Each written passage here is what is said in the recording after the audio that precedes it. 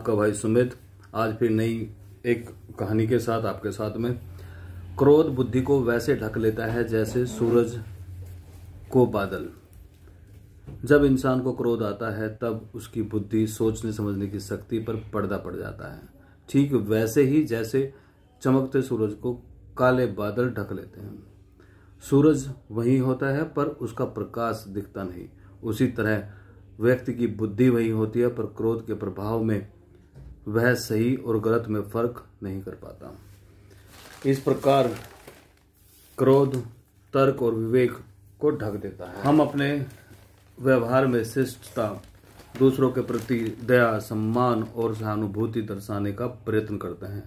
कोई नहीं चाहता कि वह क्रोध के प्रभाव में आकर अपना अच्छा व्यवहार गंवा दे। फिर भी हम अक्सर क्रोध का शिकार हो जाते हैं और वैसी ही प्रतिक्रिया देते हैं। क्रोध का यह विस्फोट दूसरों की नज़रों में हमारी नकारात्मक छाप छोड़ देता है, जिसका हमें बाद में पछतावा हो सकता है। वास्तव में क्रोध, ईर्ष्या, लालच, काम जैसी मानवीय दुर्बलताओं को मानस रोग कहा गया है। माया के इस संसार में ये दोष हमारा पीछा करते रहते हैं, लेकिन असली चुनौती है इन्हें समझना। एक उदाहरण से समझते हैं। एक ऋषि जंगल में अपनी कुटिया में ध्यान में लीन थे। अचानक एक आदमी उनके पास आता है और पूछता है कि क्या उनके पास आग है। ऋषि विनम्रता से उत्तर देते हैं कि उनके पास आग नहीं है। कुछ समय बाद वह व्यक्ति वापस आता है और फिर से वही प्रश्न पूछता है। इस बार ऋषि थोड़ा परेशान होकर कहते हैं उनके पास अब भी आग नहीं है। जब व्यक्ति तीसरी बार पूछता है तो ऋषि क्रोधित हो जाते हैं और चिल्लाकर कहते हैं कि उनके पास आग नहीं है। तब वह व्यक्ति ऋषि से कहता है कि आग तो वास्तव में आपके भीतर ही है।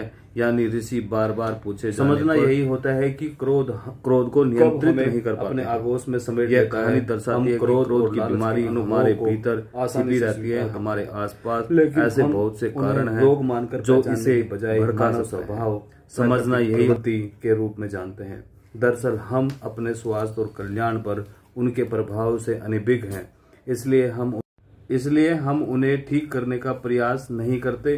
क्रोध जहर के समान है जिसे हम पीते हैं, लेकिन सोचते हैं कि इससे कोई दूसरा मर जाए।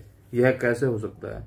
इसलिए यह आवश्यक है कि हम क्रोध को समझकर इसे जड़ से समाप्त करने का प्रयास करें। हम सभी शारीरिक कष्टों और उनके परिणामों से परिचित हैं।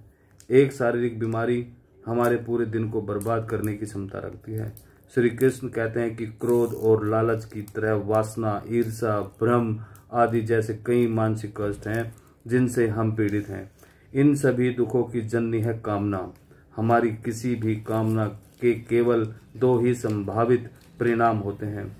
यह या तो वह पूरी होगी या नहीं। पूर्ति के लोभ पैदा होगा और आपूर्ति से क्रोध। इसलिए क्रोध, लोभ और कामना का आपस में गूढ़ संबंध है। क्रोध एक ऐसा भाव है जो बुद्धि को ठीक उसी प्रकार से ढक देता है जैसे बादल में सूरज की रोशनी छिप जाती है।